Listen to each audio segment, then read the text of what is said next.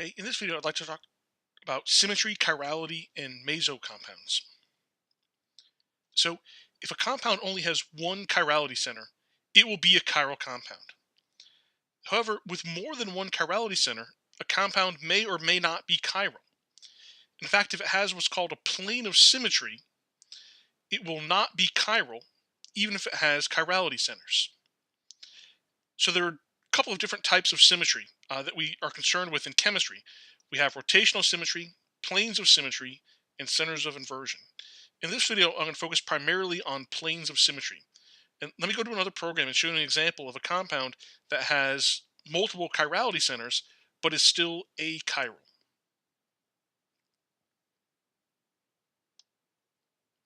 So on the left-hand side here, we have a cyclopropane, and I've this molecule doesn't make much sense, but to make it easier to see, I've put oxygens onto these carbons, and each of these carbons is actually chiral.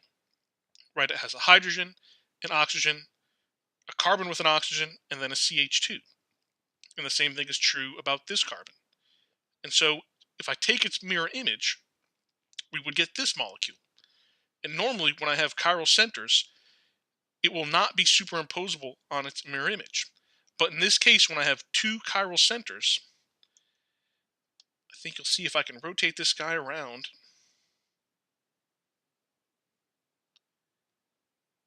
Like this, right?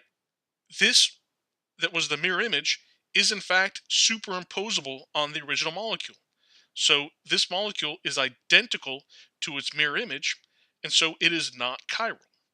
And so anytime we have a molecule that has a plane of symmetry, right? If you imagine sort of putting a mirror right through the center of this molecule, we would be able to reproduce each of the other sides. And so that's what's called a plane of symmetry. And so when a molecule has multiple chirality centers, but it has a plane of symmetry, the molecule will actually be achiral.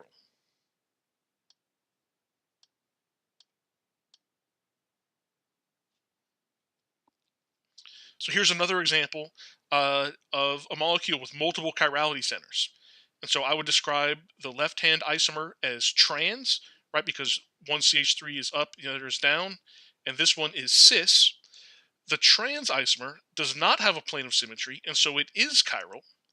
But we can see that the cis isomer, right, there's a plane of symmetry running right through the center of this molecule, right, where this half is identical to this half, which means that it's going to be identical to its mirror image, and it's actually going to be achiral, even though it has two chiral centers. So this is just some practice in identifying planes of symmetry with everyday objects. So I think this coffee cup and saucer does have a plane of symmetry, right? If you imagine a plane running through the handle of this coffee cup, right, that then bisects the coffee cup and the saucer, right, that would be a plane of symmetry. In the case of our hands, right, there's certainly not a plane of symmetry here. There's no thumb on the left-hand side. If we imagine a plane of symmetry sort of in the plane of this slide, sort of cutting our hand in half that way, right, the back of our hand is not identical to the front of our hand, so our hands do not have planes of symmetry. I think this chair does have a plane of symmetry, right? We sort of cut down right through the center of the seat and the back. That would be a plane of symmetry. Whereas this chair does not have a plane of symmetry, right? If we try to cut down in the same way, right, the presence of this small desk here removes the plane of symmetry in this case. If we look at a couple of different molecules, I think this first one is pretty easy, right? There's sort of a plane of symmetry cutting it in half just like this. If we look at this molecule, the plane of symmetry is maybe not as obvious, but if we have a plane that's sort of in the plane of the slide, right, and so the plane goes through the carbon, the bromine, and the chlorine, it's okay if the plane bisects atoms, and so this molecule does have a plane of symmetry. I think this one does not, right? Certainly, if we try to go here, a chlorine is not the same thing as a fluorine, a bromine is not the same thing as a fluorine. And then if we try to do the same type of plane of symmetry that we did up here, right, that still doesn't work because I've got the one carbon in the back and the two carbons in the front. I think this molecule does have a plane of symmetry, right? Sort of right through the center right here. And so even though all of these molecules have chiral centers, because this molecule and the second one and the fourth one all have planes of symmetry, they're actually all achiral. They are identical to their mirror images. And so the term that we use for these compounds that even though they have chirality centers, but they have this plane of symmetry, so they're not chiral, are called meso compounds. I think the easiest way to tell if a compound is meso is to see if it has a plane of symmetry. An alternative approach, if you wanted to use it, would be to draw its mirror image and then see if they're superimposable. I think it's usually easier to look for the plane of symmetry instead. Now, it turns out, we just talked about if a compound has a plane of symmetry, it is achiral. There's another type of symmetry called a center of inversion, and this molecule actually has a center of inversion, actually right smack dab in the center of the molecule. Um, and because it has this center of inversion, even though it doesn't have a plane of symmetry, it is in fact achiral. Now the book mentions this, and so I would mention it here.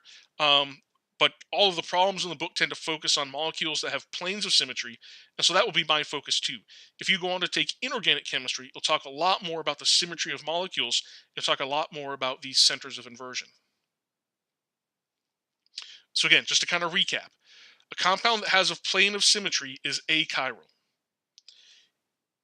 To have a plane of symmetry, it's got to have multiple chirality centers.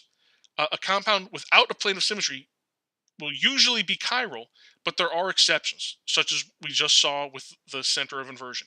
I'm not going to ask you problems that invoke the center of inversion, but it's important to know that there are other exceptions. And I'm kind of repeating myself here, but a compound with multiple chirality centers but is achiral because of symmetry is called a meso compound. And here are three more examples of compounds with planes of symmetry, and therefore they are meso.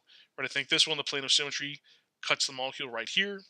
And this one, we have a plane of symmetry here. And in this one, we have a plane of symmetry here. And so meso compounds will have less than the predicted number of stereoisomers based on the 2 to the n formula.